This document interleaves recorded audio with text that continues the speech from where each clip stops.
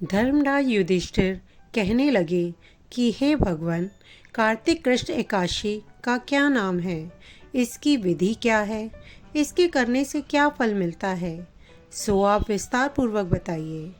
भगवान श्री कृष्ण बोले कि कार्तिक कृष्ण पक्ष की एकादशी का नाम रमा है। यह बड़े बड़े पापों का नाश करने वाली है। इसका महात्म्य मैं तुमसे कहता हूँ, ध्यान पूर्वक सुनो। हे राजन, प्राचीन काल में मुचुकुंद नाम का एक राजा था।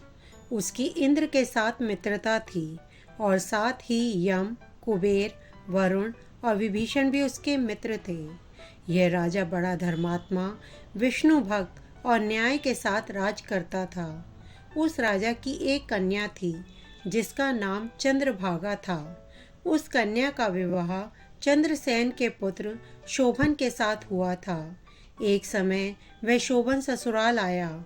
उन्हीं दिनों पुण्यदायिनी एकादशी भी आने वाली थी। जब व्रत का दिन समीप आ गया तो चंद्रभागा यह सोचने लगी कि मेरे पति अत्यंत दुर्बल हैं और मेरे पिता की आज्ञा अति कठोर है। दशमी को राजा ने ढोल बजवाकर सारे राज्य में यह घोषणा करवा दी कि एकादशी को भोजन नहीं करना चाहिए। ढोल की घोषणा सुनते ही शोभन को अत्यंत चिंता हुई और अपनी पत्नी से कहा कि हे प्रिय, अब क्या करना चाहिए? मैं किसी प्रकार भी भूख सहन नहीं कर सकूंगा। ऐसा उपाय बतलाओ कि जिससे मेरे प्राण बच सकें, अन्यथा मेरे प्राण अवश्य चले जाएंगे। चंद्रभागा कहने लगी कि हे स्वामी, मेरे पिता के राज्य में एकादशी के दिन कोई भी भोजन नहीं करता। हाथी, घोड़ा, ऊंट, बिल्ली, गौ आदि भी तृण, अन्न, जल आदि ग्रहण नहीं कर सकते। फिर मनुष्य का तो कहना ही क्या है। यदि आप भोजन करना चाहते हैं तो किसी दूसरे स्थान पर चले जाइए, क्योंकि यदि आप यहीं रहना चाहते हैं तो आपको अवश्य व्रत करना पड़ेगा। ऐसा सुनकर शोभन कहने लगा कि हे प्रिय, मैं अवश्य व्रत करूँगा। जो भाग्य में होगा वह देखा जाएगा। इस प्रकार से विचार कर शोभन ने यह व्रत रख लिया और वह भूख व प्यास से अत्यंत पीड़ित होने लगा। जब सूर्य नारायण अस्त हो गए और रात्रि को जागरण का समय आया तो वैष्णवों को अत्यंत हर्ष देने वाला था, परंतु शोभन के लिए अत्यंत दुखदायी हुआ। प्रातःकाल होते शोभन के प्राण निकल गए।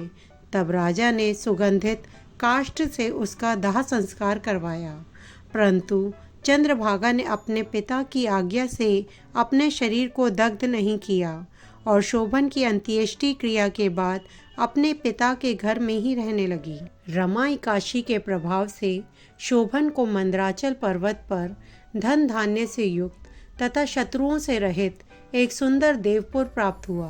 वह अत्यंत सुंदर रत्न और वैदुर्य मणि जटित स्वर्ण के खंभों पर निर्मित अनेक प्रकार की स्फटिक मणियों से सुशोभित भवन में बहुमूल्य वस्त्र आभूषणों तथा छत्र व चमर से विभूषित गंधर्व और अप्सराओं से युक्त सिंहासन पर आरूढ़ ऐसा शोभायमान होता था मानो दूसरा इंद्र विराजमान हो। एक समय मुचुकुंद नगर में रहने वाले एक सोम शर्मा नामक ब्राह्मण तीर्थ यात्रा करता हुआ घूमता घूमता उधर जा निकला। शोभन भी उसे पहचान कर अपने आसन से उठकर उसके पास आया और प्रणाम आदि करके कुशल प्रश्न किया। ब्राह्मण ने कहा कि राजा मुचुकुंद और आपकी पत्नी सकुशल हैं। नगर में भी सब प्रकार से कुशल है, परंतु हे राजन, हमें आश्चर्य हो रहा है। आप अपना वृत्तांत कहिए कि ऐसा सुंदर नगर जो न कभी देखा न सुना, आपको कैसे प्राप्त हुआ? तब शोभन बोला कि कार्तिक कृष्ण की रमा एकादशी का व्रत करने से मुझे यह नगर प्राप्त हुआ, परंतु यह अस्थिर है। यह स्थिर हो जाए ऐसा उपाय कीजिए। ब्राह्मण कहने लगा कि हे राजन, यह स्थिर क्यों नहीं है और कैसे स्थिर हो सकता है, आप बताइए। फिर मैं अवश्यमेव वह उपाय करूँगा।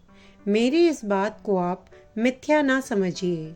शोभन ने कहा कि मैंने इस व्रत को श्रद्धा रहित होकर किया है, अतः यह सब कुछ अस्थिर है। यदि आप मुचुकुंद की कन्या चंद्रभागा को यह सब वृतांत कहें तो यह स्थिर हो सकता है।